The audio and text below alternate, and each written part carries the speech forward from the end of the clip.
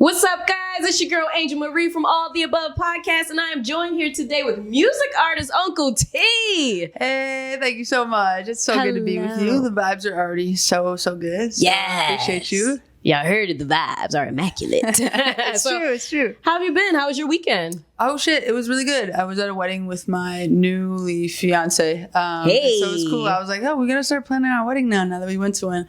No, it was good. I've been doing like a lot of like summer travel, stuff like that, like pretty much every weekend. So I'm tired, but in like a good and blessed way. Right, but make the most of the summer. It's almost over already. That's not like a real problem. Like you have like a lot of fun stuff going on. Right, it's a good problem. Yeah, like, it's not like a real problem. Like, but yeah, no, the work grind and all that stuff is just all part of it. Yeah, I love that. Yeah. So you ready to get into this interview? Please, I'm so excited and like really appreciative to just talk about my music. Yeah. So first and foremost, about your music, we have to get into it. What inspired you to pursue a career in music? Yeah, so I will say like I'm definitely like a late bloomer, so to speak. Like not to say that there's like ages in music necessarily, but like I didn't do like any music growing up. Like I didn't do like any of that. Like I used to be a juggler. Like I had like a whole like fire spinning like era. What? Yeah, I would like there's a bunch of videos of it online and stuff. I used to like travel around and like do like spinning fire and like juggling fire and like performing like with like fire, you know how do you still have that in you? I do that sometimes for sure, like for fun. But that was like my performance sort of like, you know, initial like sort of experience. I think it kind of gave me the inspiration and like encouragement to be able to eventually do music, you know, like you step out in one way. Yep. And then like stepping out with music was just a lot more vulnerable. But it's something like I always wanted to do. But yeah, just like one day just kind of like felt like I was ready. Do you know what actually it was I went to a Soulja Boy concert. Like randomly and like not because it was like intentional. Like my friends were like, I ended up there. And I was like, damn, like this is like not that good, but not in a mean way. But I was like, if he can do this, like I can definitely do it. You know, and I was like 26 at that point. And so like that was like the catalyst, oddly, was my Soulja Boy concert. It was like, you know, I just felt like, I don't know, something about that show just made me feel like I could do it. I don't know. Shout out to Soulja Boy, Shout inspiring Soulja Boy. the masses. Shit. Yeah. I love that. You know what? I feel like you should come out with a song about fire or something, and you should just pop out and surprise the audience with your talents. No, be like, you know how Pink is with the theatrics? Yeah. You should just be like, wow. You know what? That's not the first time I heard that.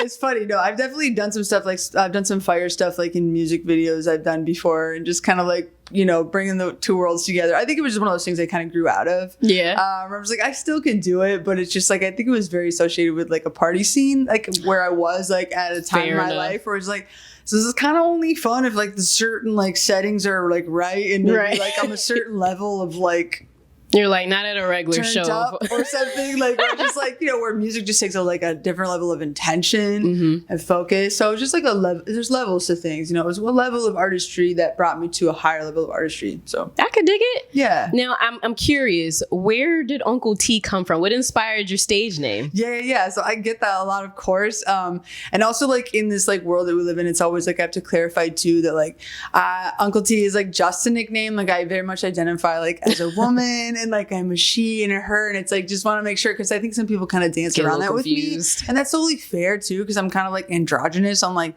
little bit more feminine as I get older, but yeah. So Uncle T was just a nickname for my friends like before I made music, and it was like just because it was just I'm just like kind of like my humor is like very uncly, you know, just like.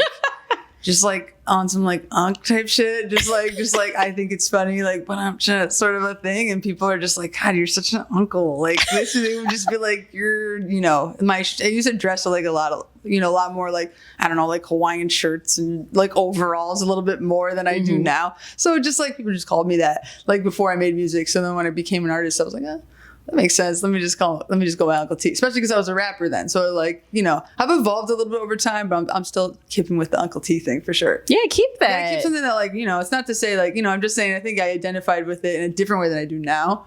But yeah, so it was just a nickname that wasn't anything like more than that. Yeah. I like it. I mean, it's provocative. Exactly. Keeps the people going. Exactly. Especially now, I think that I'm sort of more in that more feminine era where I'm like singing more and stuff. Like I think it even has like a better like impact towards that, because you know, I mean, it'll make people pay attention. Like, who's Uncle T? Oh no, you know how many shows I've been to where it's just like, all right, and now for like the next person up is Uncle T, and then it's like me, and then people are looking around like confused. Like, and I'm not from here. Like, I'm from Minnesota originally, and so I moved to Philly like almost 5 years ago. And like when I was first stepping out on the scene here, like I was just like, you know, I was intimidated, you know, just like those situations, everybody was like, you know, interested to see what I was about to do. Right. And they were like, oh, you know, I just got so much respect and love. I think that was like very genuine, you know, and I think one thing I really love about Philly is that people don't really give you that unless they really feel that way. So like, I knew that there's like no A for effort in this city. Like if people fuck with you and they say so, they really truly do,